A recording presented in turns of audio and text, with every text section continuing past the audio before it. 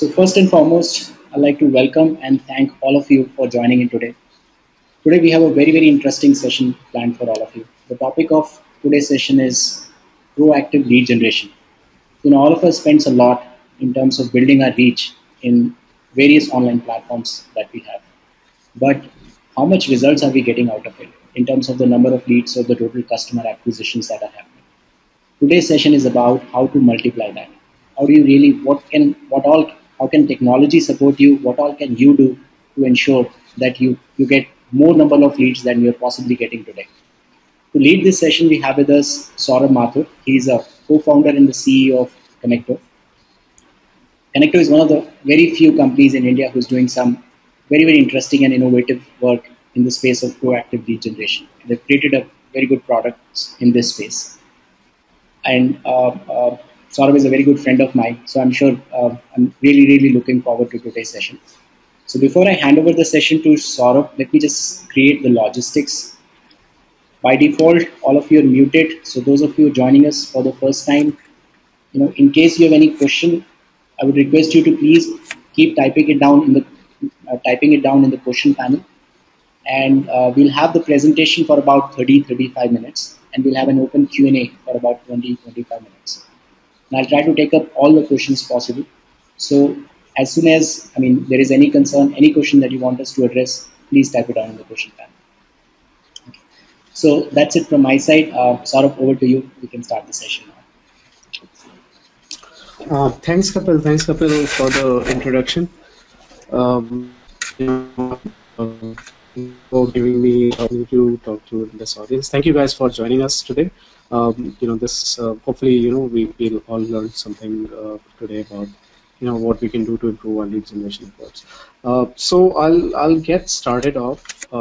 Basically, I want to take an overview of what are the prominent ways of lead generation that we are currently looking at. Right. One is obviously you refer your friends if somebody is interested in first degree of connection, second degree of connection, they become a lead. The second is obviously you could buy leads from various sources like Just Dial, or in case of education it could be Shiksha.com if you come to think of other major lead generation databases. Similarly, and I'm going in terms of increasing the amount of work that you need to do to be able to do this. Then you could go for classified or newspaper ads, right? Anything in print media basically, and you basically give a phone number, your email address, or your your website where people can come and submit their leads. Then this is the area we are mostly interested in. I think all of you are also interested in knowing more about how to do lead generation in the digital space, or rather, you're obviously doing something in that space, but how to improve on that. The basic idea remains that you're probably marketing through Google Ads or SEM, SEO, affiliates, and you're getting people to land on your website or landing pages. What can we do to improve that? And this is going to be the focus of this talk. So currently, apart from the bigger players, the high traffic, high volume players like Just Dial or Shiksha that we talked about, a lot of lead generation revolves around landing pages, right? You basically do some sort of marketing, and you get your visitors and landing page. You obviously also let leads come through your website, but that's that's lesser of a route in terms of when you go for ads than your landing pages. Now let's imagine, let's think about why is it that landing pages have become a predominant way of doing lead generation. So one thing that comes to mind is obviously that it's concise. It's easier for a visitor to grasp what you're trying to say, and it's more like an advertisement, and they decide whether or not to convert, right? So it's more like do or die sort of a transaction. You would wish that there was something you could do about a mildly interested audience, right? chances are, in case of landing pages, anyone who's not extremely motivated as your to buy a product will probably drop off, right? Um, while on the other hand, you could look at your website, which works on a more of a pull model, right? People come to your website to know more about you. They want to get as much detail as possible. They research about you. They read about the content you have published, and it's more of a credible destination, and users can always return back to it, right? Because there is an anchor in their mind. In case of landing pages, if a user drops out, there's no coming back. uh, you can also engage them. You can probably, and then another advantage is obviously that even if they're not willing to buy your product right now, you could say that, hey, you could just you could read about this newsletter, or you could sign up for my newsletter, read about my technology and things that I'm up to, and maybe someday you will find me useful. The problems that, as a marketer, a website presents is that it's not clear where to generate leads, right? If you have a contact us page, let's say, right, it's not obvious to the user that, I mean, he has to be motivated to go there and fill in the lead. So there's no clear lead form presence on the website. The other thing is, it's also hard to experiment where, unlike landing pages where you can quickly iterate. On the website, you also have to maintain your brand presence and other things. So it's a slightly harder proposition. But now, what is happening is technology is making these drawbacks, you could say, uh, obsolete. Not to say it's something new, but it's just easy now to overcome these things. You could always make a very good website. That's nothing new, but now it's very easy to overcome these disadvantages of a website, and which completely opens up, a new paradigm for us, that in terms of marketing, that uh, no matter what you're doing in terms of marketing on landing pages, you could completely open up a new channel for your lead generation efforts. And that's why I titled my presentation to get 200% boost in your leads, because this could completely open up a new channel for you, which could be as big or bigger than your landing pages, depending on how much we can do about it. And that's also game changing in many ways, because if you think about it, unlike landing pages, website attracts a lot of visitors organically, right? And that's a big advantage in terms of both in terms of lead cost and the interest of the audience, because the anyone who's landing on your website organically has already taken some efforts to know more about you. So, in order to, so now I want to talk about what is it that you could do on your website to basically get more leads, right? For that, I want to take a step back as to uh, what is a user thinking, right? Let's just think of let's put our thinking hat for a few minutes. Let's think of a user would be thinking, right? One thing is, obviously, they want to be convinced that your product is best for them, right? Be it in terms of pricing, be it in terms of value, uh, they should definitely get value out of your product, right? That's something that needs to happen, maybe on the website or before your website, depending on your branding, depending on your advertisements. But this has to happen, right? Similarly, they need to trust you, right? In terms of, um, when they're going to give you their money, they want to be sure that what they're going to get is what they were promised, right? So there has to be a level of credibility. The third is that, regardless of the fact that they are convinced of your product or trust, there will always be some gap in terms of questions or concerns that they might have, and if you pay proper attention to them, you address their questions, they are more likely to be your customers. That's also obvious. So these are the hygiene factors, right? These are things that we as marketers, have to make sure before we even start try to start selling, right? So now this is something that maybe depends on case to case, whether this is something that your audience already has or does not have, right? And all of these things you can also address on the website while they are browsing, depending on their behavior, or you could address them outside the website.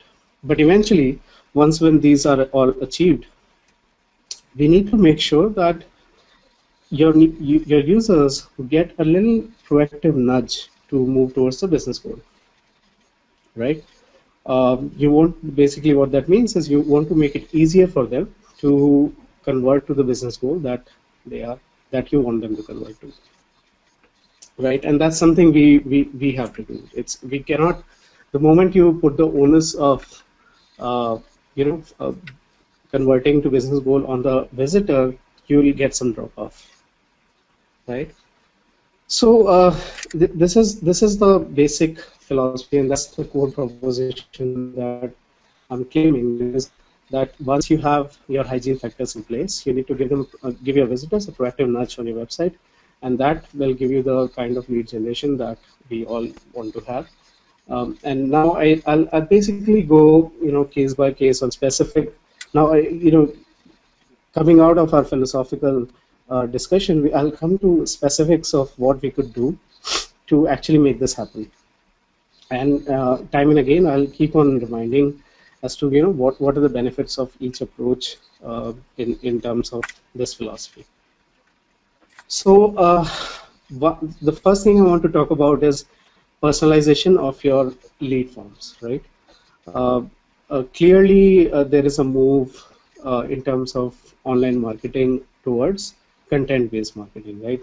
Everyone is generating quality content. They want to be, everyone has uh, want to tell the user why their product is better, why their philosophy actually works, and they want to educate their customers. And obviously, the customers want to research and find more about the product. So it is no surprise that 71% of the B2B marketers are using content marketing to generate their leads, right? Uh, now, what this implies is that every visitor that's coming on your website has some context in mind, right? They are coming to your website due to some content, and they are interested in that content. And the language of your lead generation, the language of your forms, the language of the means that you're trying to use has to resonate with that context. You cannot be talking about product A when a person is reading about product B. Similarly, if we are talking about a specific feature or a specific aspect of a product, we should our lead generation messaging should resonate with that. An example is on the left hand side of the screen where this is a business school, let's say, and they've written some article about how to take steps in your career. But importantly, the messaging of your lead generation has to match with the visitor, which is that what is the relevance of this program, or what is the relevance of what we are writing about in your career, right? So that's a must. A lot of times, what we are doing is because of technology constraints, or I don't know, could be anything, but we have some vanilla messaging which says sign up for any reason, and that doesn't work. In our experience, we've done many experiments in this regard, and we've seen even up to 100% increase in simply by just doing personalized messaging on each page or everywhere you have your lead forms present. So that's the first thing that I want to talk about. In this case, basically, if we take a step back in terms of user, obviously what is happening is he's noticing that we are talking to him in a more specific way, in a way that resonates with him. So he's basically getting more care, and it also builds more trust, right? The second thing I want to talk about is email subscription or basically any form of lead generation form within pop-ups, right? It is evident today that more and more websites are doing it. Um, the reason why this is, I have some numbers here which basically show that uh, almost one out of every four websites are doing it in some way or the other. This also constitutes a big chunk of the leads they are getting, so it works. That's all it means, that it really does work. Obviously, wherever um, other ways also work, but this is also something you could do.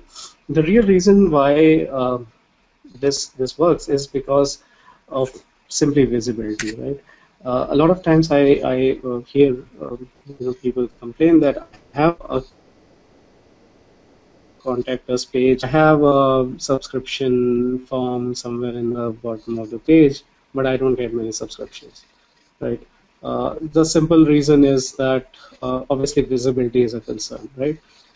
Some out of sight is out of mind. People will not uh, your visitors will not try extra hard to be able to subscribe to your newsletter or subscribe to your to become your lead, right? Um, the reason so basically you should take visibility out of the picture, except that the timing has to be correct, right? You don't want to do it every time and everywhere. You have to make sure that it doesn't impact user experience. One way to do that could be that you do it only once a user has, let's say, read through your blog article or read through your content page, or you could have certain level of you could wait for him to maybe browse through a certain number of pages or something, and you basically instead of impacting their user experience, you do it in a very polite, very subtle way. In which case, if they like your content, they would want to sign up.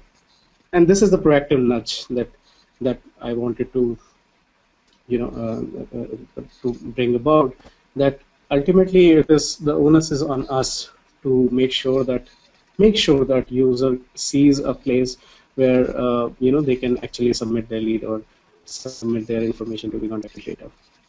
It is not, the onus should not be on the visitor to find your lead form.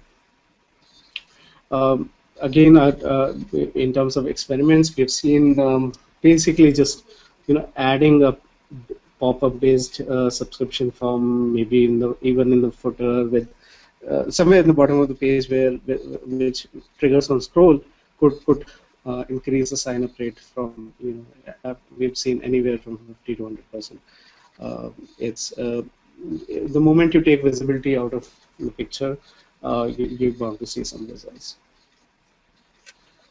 Okay. The other thing I wanted to talk about was exit intent. This is also a new technology. I'm sure you've seen it on many websites now. Uh, Basically the idea is the same, that you can detect with technology, you can detect when a user might be about to drop off from your site. Maybe they browsed through sufficient content. Maybe there was a question in their mind. It could be anything. The reasons could be many.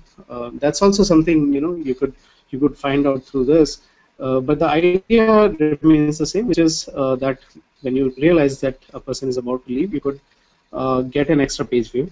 You could ask them to maybe if you could ask them a question, or you could. The messaging is very important because you know that a person is about to leave, so you can't just say hey, do X, because no, they won't do it. They were anyway about to leave. So the messaging is very important here. You have to make it worth their time, that they stop and read your last message, so to say. And if you do it right, if you do it right, you could basically stop them. And we've seen it work in a big in a big impact way. In e-commerce, we have seen a cart dropouts rate, which is basically the last step in terms of conversion, to drop by 7% by using exit intent uh, for some discount. And if you think about it, it's not a bad investment, because if you're offering, let's say, 5% additional discount, and you're getting you're seeing an increase in your conversion rates by more than that, then it's probably worth it. So eventually it depends on, and if a user decides not to participate anyway, they were about to leave, so it's probably okay. So that's another technique which you could use in a proactive way to increase your lead generation. Um, So this is very important and a very common practice too, but this again qualifies as a proactive lead generation method. I'll tell you why. Basically, surveys are a great way of engaging users. Uh, Unlike, let's say some discount coupons or other lead forms, uh, the biggest factor in their favor is that they don't feel like you're selling them anything, right? They feel like, they trigger the positive instincts of anyone on the website, which is that they are helping you or you become a better product. It also gives them gives your visitors to vent out their feelings or their complaints against you. Uh, a smart way of using surveys is to, first is obviously you should try to get an insight, right? First is obviously you should try to understand your user. Why is it? What do they think of your product? Why is it that they, let's say, decided not to buy, or they decided to buy, or would they like to buy in future, right? This automatically segments them. So if they're not interested or they have a negative feedback about you, you politely say, well, thank you. I appreciate your feedback. I'll probably try to work on that. If they decide to say that, I like your product, but I'm not too sure, you know, you could follow the survey up with a lead form, right? You could say that, why don't you give me your details? Let's talk more and we can figure this out. So basically, you're getting an automatic segmentation of users as to mildly interested, completely interested, or not interested. If you can follow up with a lead form, even for those who decide not to, who don't want to buy your products now, you could try to get their emails and maybe nurture them later, right? You could collect their emails and you could send them occasional, obviously not spam them, but send them occasional newsletter as to why your product is improving day by day and why they might want to mechanisms. So I want to stress on the fact that unlike lead forms, which would this triggers a positive instinct amongst users, which is why it's also a very popular technology and very popular method that marketers deploy on the website, and they try to and the idea is to maybe follow it up with a lead form. Uh, similar a similar way of, and this is something that goes a long way in terms of other means, right? If you have a video on your website, right, you could again do something similar, which is you show them a video in which people like to watch videos much more than they would want to read, 2 pages of content. So you could show a video, and you could then follow it up with a lead form. So basically, not only are you showing the user that you care about how they consume your product, you care about improving, you're also giving yourself a chance to convert them with uh, in ways that are currently not possible. Your website can probably, as it is, not do that, right? And you're giving them a proactive, you're adding a proactive measure in terms of why this is something more than a website does. If you think about it, uh, it's not passive. It's not just sitting there waiting for the user to do something, right? This is something you're asking the user to participate in, and that's why the proactive angle comes in. So those are some examples of what you could do in terms of proactive lead generation. I want to come back to summarizing what why what this philosophy comes boils down to, right? One is obviously the first step is to convince. You have to, whether through your website or before the visitor even lands on your website, you have to convince that you are a good product, and you are worth their money. You will not cheat them, and so on. Once the hygiene is achieved, you have to understand the timing. You have to be polite about it. You have to understand when a user is not going to be interrupted, and that is the time to participate in a business goal. This could be a lead generation activity. It could be an email subscription. It could be a survey, or you could ask them to watch a video.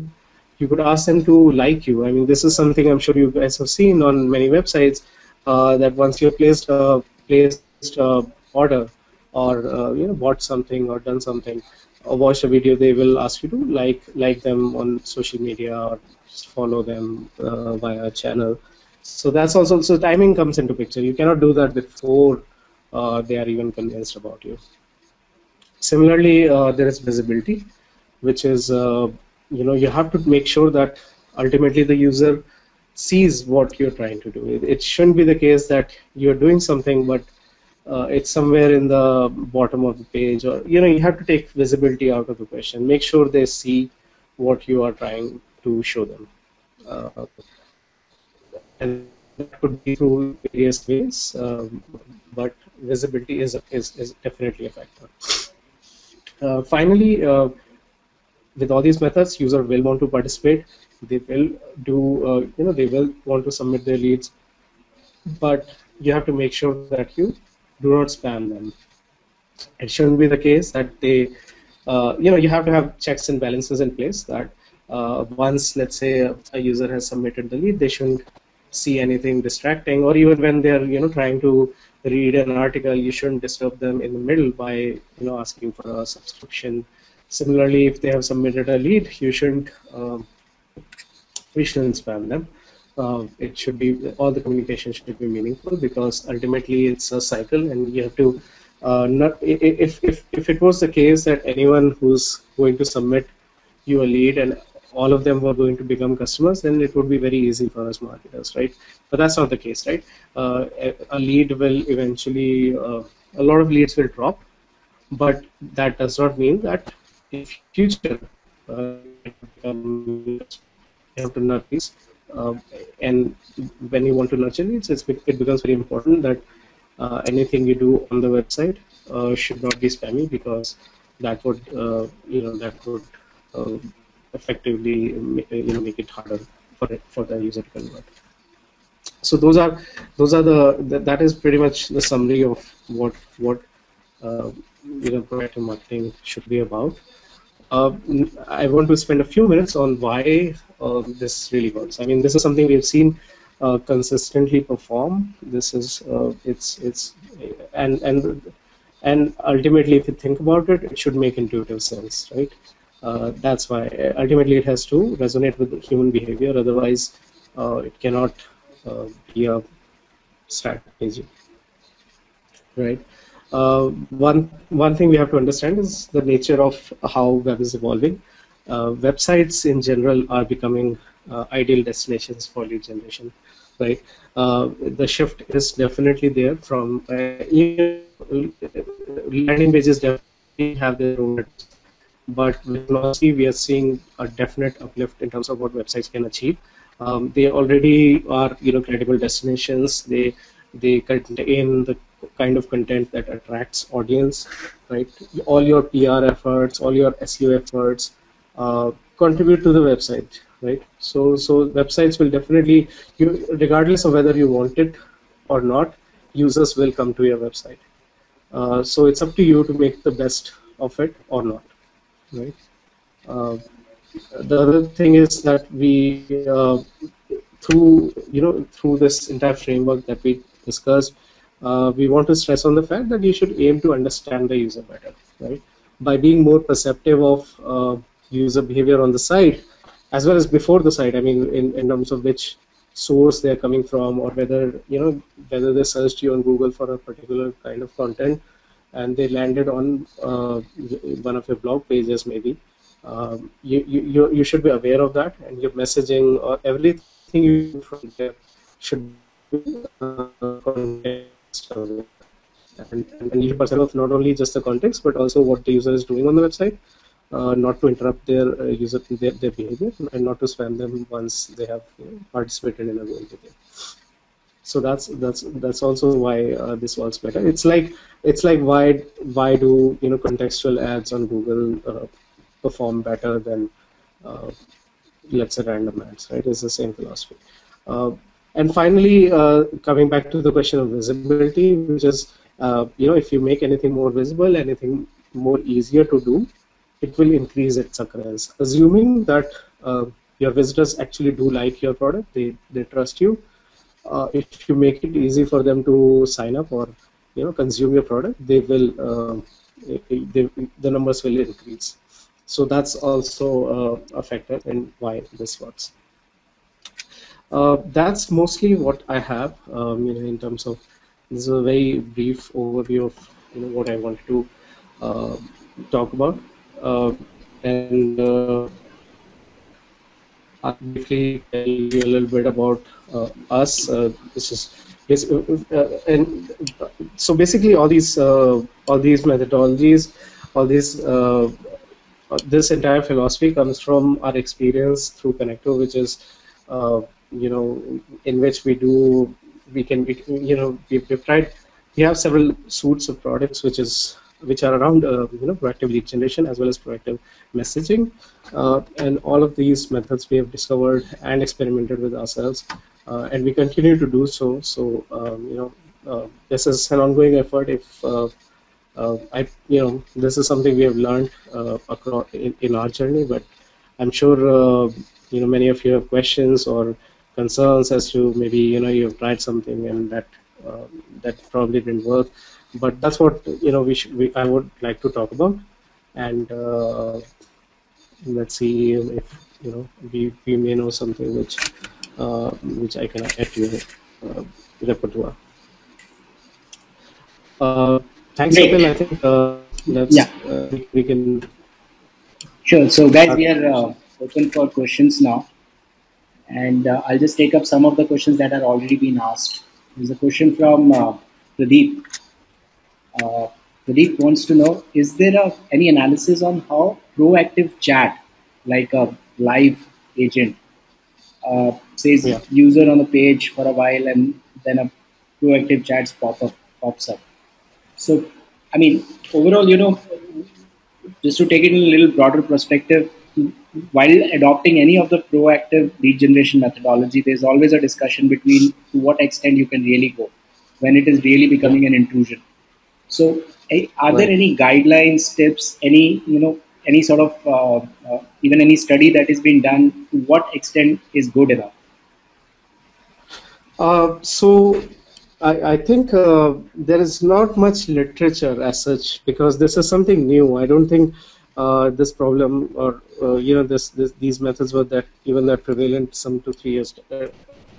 So this is something new. So there is no literature that I'm aware of that says it. But I think if you practice this, the lines are very clear. Um, you have to be honest in terms of all the reporting, whether be it chat or any of these exercises that you use. You need to have some measure of what is a anti activity. It could be in case of chat triggers, it could be a close rate. How many people are actually declining your chat requests, uh, and that is and ultimately it becomes a question of correlation, right? There's always going to be a trade-off, which like you say in your question, with any of these methods, there is always going to be a trade-off. Some of your users will not like it, while some of them will like it. Now the question is. And these two questions could be separate. You could say via targeting you could make sure that and this is completely scientific. If you add some levels of targeting that don't trigger chat until a certain, let's say a minute or something on your website, that will have a positive impact on the levels of engagement. It will make sure that it only triggers for users who are actually stuck. right? So you should deploy with its certain level of targeting. The broader the mechanism you're trying to use, and the broader the broader the net you're trying to cast, the more annoyance it will cause. So you should, same with ads. I mean, the more contextual you make your advertisement, the better the audience, and lesser the annoyance on both sides. So one has to, while doing proactive stuff, one has to be very careful as to not to annoy users. And technology makes it definitely makes it possible to understand better. And if you're monitoring close rates and submission rates, you can immediately see, right, what is, if you're seeing like 50% close rate and 1% submission rate, that's a clear sign something is going wrong, right? So technology can monitor all these things, but obviously the decision stays in your hands usually. Got it. Does Great. that answer the question? I think so. Pradeep, if you have any follow-up question, you can keep typing it down and I'll take it up at the right time. By the way, let me have a live demonstration whether it is really an intrusion or not. So I'm just simultaneously launching this whole, uh, you can say it's a lead generation technique. So, if you want to know more about how to use Connector to generate leads, just mention yes over here and I'll forward your contact details to Saurabh, and someone from his team will contact you. So simultaneously, let me take up other questions. That's how you keep it relevant, by the way. So there's a question from Saurabh. He's saying, does surveys, polls, pop-ups message work out well for service industry? I agree that it's an option for product-based industry, but do you suggest for service-based industry, what is the best way out? I mean, overall, is there any study being done for B2B, B2C? What do you think? Which industry is most appropriately suited, or is it that everyone should try it out? What is your opinion on it? So let me reframe what I understood. So the question is around surveys, I suppose, whether it's which industries are most suited, whether it's for B2C, B2B, which where does it work best, and whether others should use it or not. So yes, so that's an excellent question. I think surveys definitely make more sense on B2C websites. I see that on B2B websites typically, the surveys are really useful when you also have some statistical significance behind them, right? If you're actually trying to understand something out of the survey. If it's just for fun, then it's okay, then anyone can use it. But it definitely makes more sense for B2C. But I would still say, there is no harm in using for B2B. It's just that the effects would be lesser. I mean, the positive impact is lesser, uh, and it is definitely a good engaging mechanism. Maybe I would say it's if I were to rate things that you could do on a B2B website, surveys would be at somewhere at number 3 or 4, right? A more creating more quality content, distributing that content behind a lead form. That's a more that's a more valid technique on a B2B website than, let's say, what you could expect from surveys. Surveys or what I've seen work well is that you write a blog post which is bold and controversial, and you collect surveys around there. Uh, that might work. So that's more my take on surveys. Got it. Um, Another interesting question is from Somit. He wants to know, where should we use pop-up windows for email subscription? In the website pages or in the blog? Overall, are there any guidelines in terms of how the pop-up should be placed and how to effectively use them? Right. I definitely recommend doing that on the blog, simply because the user pattern is very clear that the user lands on your blog. If they if they don't like the blog immediately, they leave. You don't show a pop-up. But if they actually go on to read the entire article, that is the best time to either ask them to like you or sign up for a paid subscription. That's probably the best bet. That's probably the best chance you're ever going to get to make them sign up. And you should definitely do it. And at that point, you should definitely take up the pop-up because visibility should not be a concern. It's they've anyway finished reading. Uh, so that's if a best practice is concerned, that definitely works. There's no negative side to it.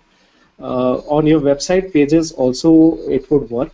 I recommend doing that with some level of targeting that a person has maybe spent some amount of time or some amount of he's browsed through a certain amount of pages, and it should not interfere with the core content of the web page. The form factors should be such, the placement and real estate should be such that they do not interfere with maybe there was a they were reading about your program and suddenly something comes up and tries to interrupt them. If it's somewhere on the side, like like chat was just discussed, chat was discussed. If it's something on the right hand side, maybe they have some space on the right hand side on the website. You could definitely use pop-ups there without causing much concern to the user. Great. So I think the pop unders and pops from the sides works better than just pop-ups in a lot of cases. Great. Right. So no, I'll do another pop-up and see if people are really getting annoyed. Guys, I'm really launching this second poll question in front of you.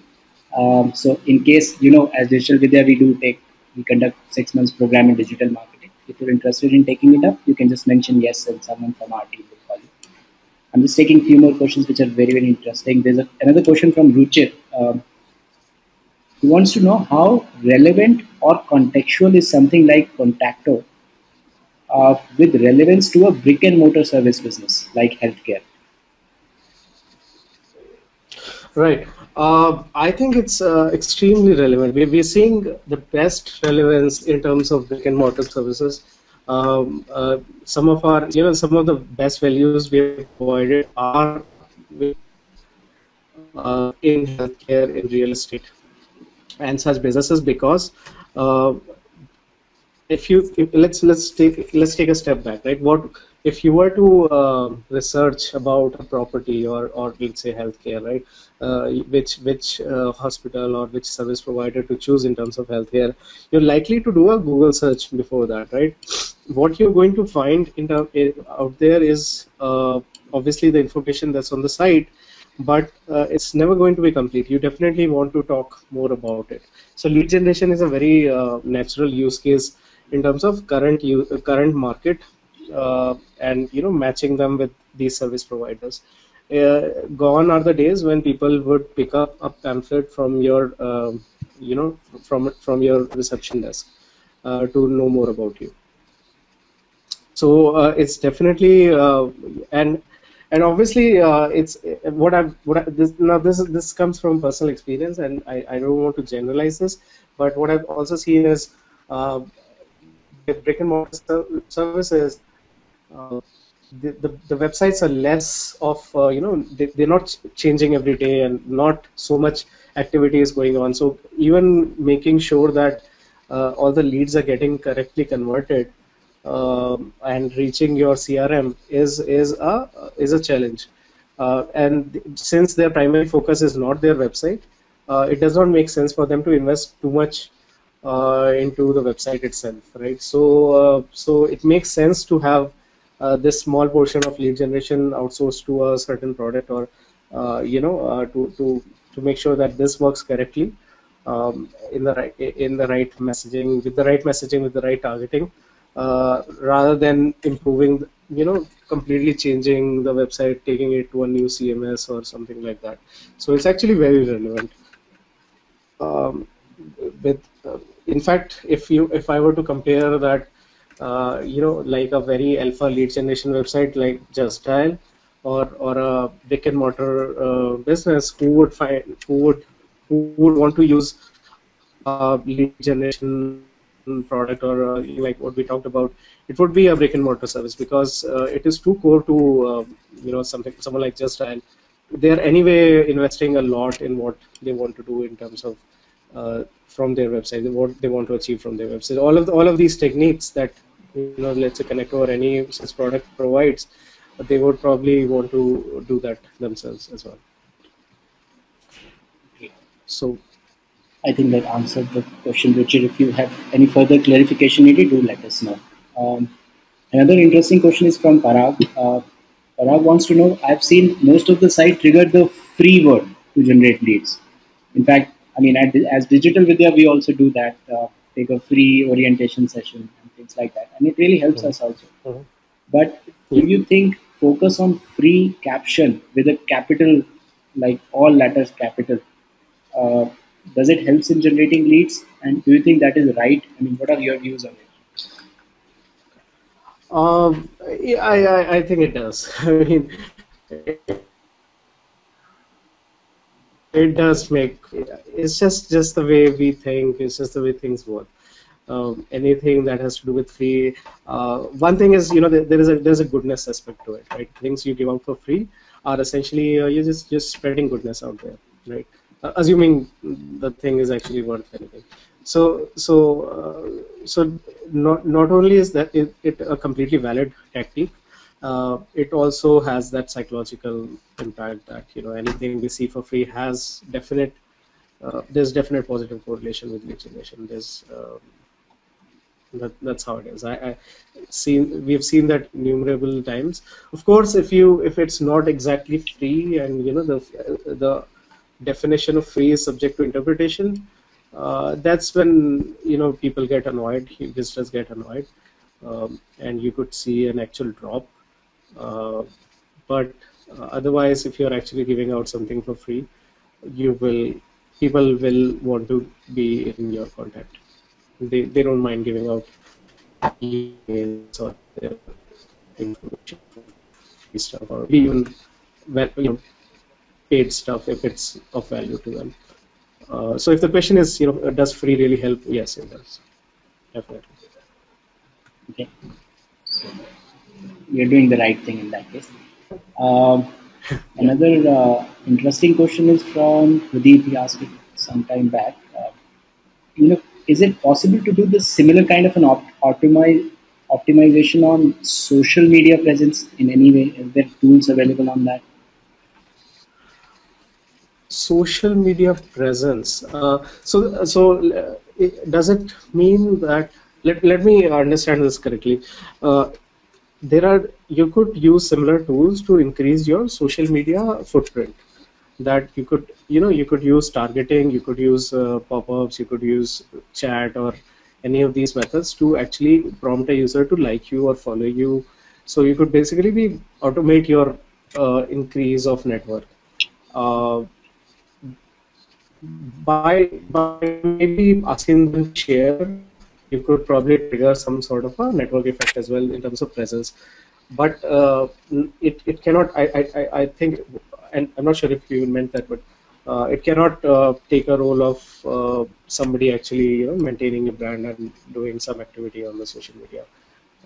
That would still have to be, uh, except maybe Twitter, where the API is completely open. You could entirely um, you know simulate your online presence.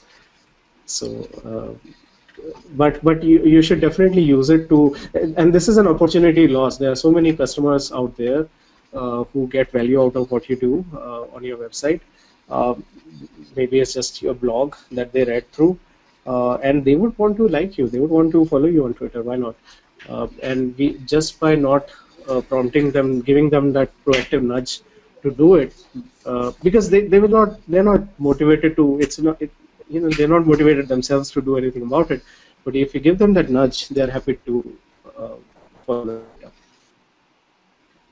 So maybe that's.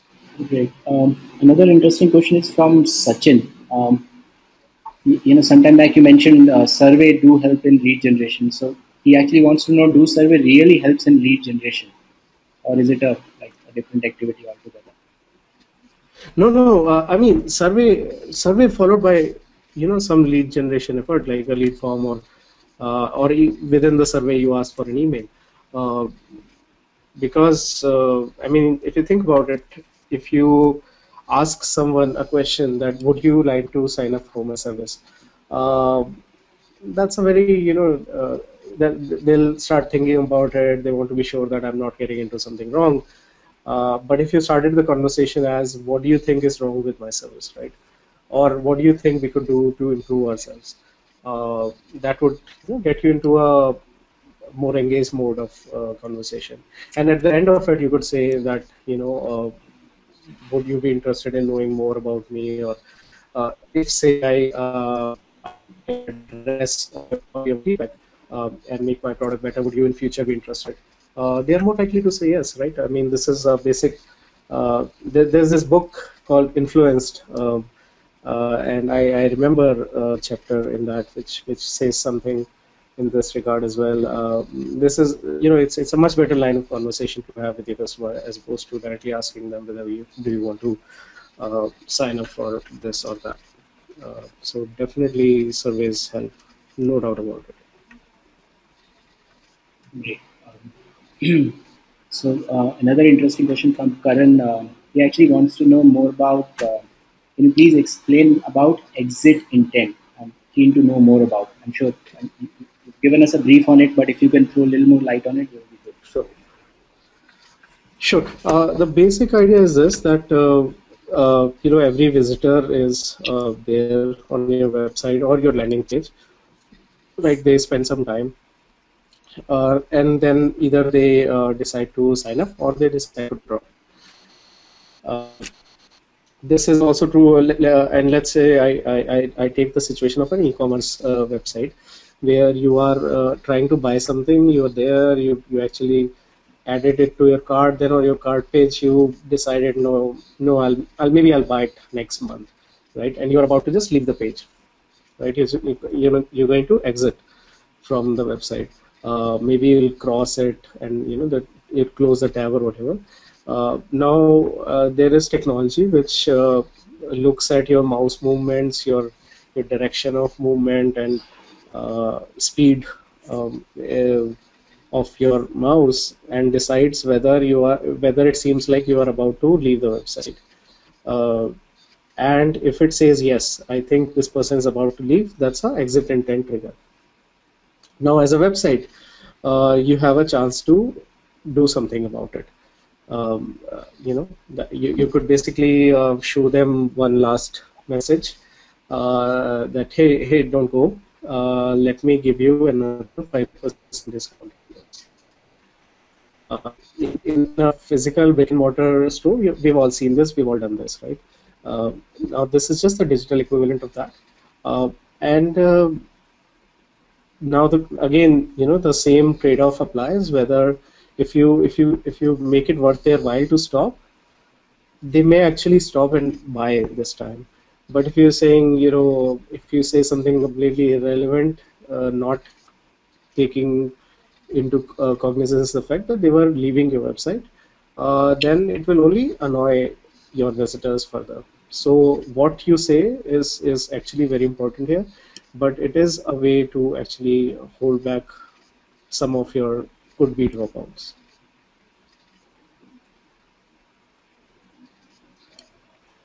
Great. Um, so another question, next interesting question is from Vipin Singh. He wants to know how does it work for someone like a brand consultant, as it's very qualitative service being offered, and there is nothing tangible to offer, right? From the getting the user information and getting him fill the form perspective. I'm sorry, I missed part of the question. If Yeah, so he's you saying, said, I'll just repeat the question. How does this sure, works for someone like a brand consultant, as it's a very qualitative service being offered and there is nothing right. tangible to offer? Uh, yeah, so sure. So basically, I think that there are two things here. It doesn't have to be the exact things that I've mentioned, but ultimately, if you think about it, content marketing still applies to a brand consultant or any non-tangible services, right? You talk about the sort of product, sort of services that you've provided, the results or impact they've had on businesses, and you prompt them to maybe you hold up on the key portion, and you could say that, hey, if you want to read more about this white paper or my final analysis of this entire situation, or how we contributed to it, why don't you tell us your email address so we can maybe talk to you later. So that's a uh, that's the sort of conversation you set up with your customer. Instead of just let just dumping everything on your website and hoping that somebody would read um, and someday come and give you a lead, uh, you basically make this a process, which is that you read certain part of what I have done, but if you want to know more, please tell me your email ID, and we can, we may want to get in touch with you. And obviously, in return of that, you are giving them some quality content that you have generated via your previous services. So this is a established way of doing what brand consultants are currently also doing. Does that answer your question? I don't think any of the social media or any of these things apply in this case. Chat also has absolutely no impact, and it also doesn't make sense in terms of for a brand consultant to actually be online to interact with their customers all the time. So, but a lead from gated content is a very valid strategy for non-tangible services as well. Okay. I'll ask a question which is actually a mix of three or four questions being asked in the Okay. so far. It's more to do with what kind of a contextual targeting can be done on the website. Like if I have to give a specific communication to specific set of users. So Right. what are the possibilities through existing tools available in the market? Like what can I Right. track? How can I target? And if it is meant for people who are not at all technical and they just want to ensure that they can get the best possible targeting option. So what are the various ways that are currently available and how is this whole space Okay. evolving? Sure. Sure. Uh, I'll break that into two parts. One is the basic technology level what is there, and the other is from content level, uh, what is possible. In terms of basic web technology, you can target you can target by source. Where has the person come from? Google Ads, um, search, whatever. You can target by time spent, number of pages, time spent on a page, how much the person has scrolled through the page. All those are easily targetable. All the URL, anything related to the web URL you can do. So if you have a certain category of products on which you want to talk about something, that all those can be easily handled. Anything regarding, if my if you're say you're talking about a blog, right, and there's a particular segment of blog that you want to talk about, which would contain a word X in the URL. So you can basically target by that. All that is easily possible. What is also now becoming possible is basically dynamic level of targeting, which is that as the user comes to your website, they are leaving a sort of a trail in terms of context. So an example would be if a person is browsing through Flipkart.com and they are only looking for mobile phones, they are checking out what are the new models and maybe only Samsung phones, whatever. So that's a sort of a click trail that you can summarize. So your tool, there are tools available which could essentially summarize that click trail and give that to the marketer beforehand, so that they can target it. So a marketer could, previously say that anyone who comes on my website and is interested in things like mobile, show him this. So this person who's looking at Samsung mobiles will then see that sort of a message. So all that is also now possible, and more and more possibilities are opening up because obviously. Uh, with custom custom integration, anything can be targeted, but more and more of these possibilities are becoming possible. The question really remains, what works? I mean, what could you actually make value out of?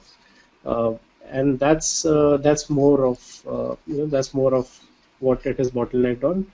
But otherwise, it's getting smarter and smarter. You can do very smart targeting, completely targeted messages to individual users even. Great. I think we've possibly covered all the questions that has been asked so far. If I'm just putting down all the hands right now. So if there is something that I have not answered and it's very, very urgent, just press the hand raise button and I'll unmute you.